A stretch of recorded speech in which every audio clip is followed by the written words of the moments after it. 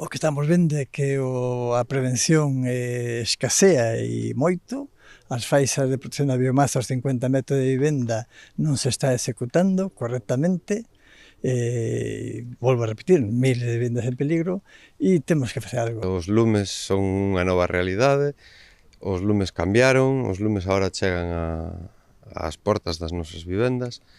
e nada, simplemente a min invitáronme para falar un pouquiño da autoprotección desas vivendas e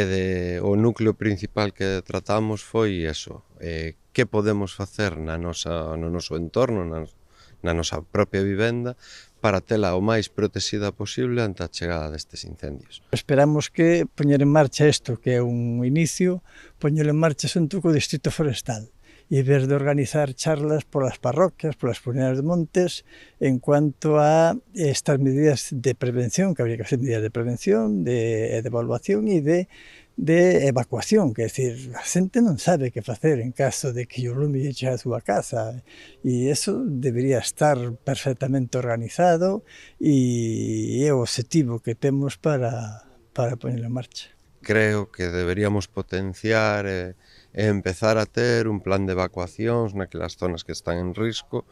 para que a xente tome conciencia de que por onde pode ou non pode salir ante a chegada dun lume.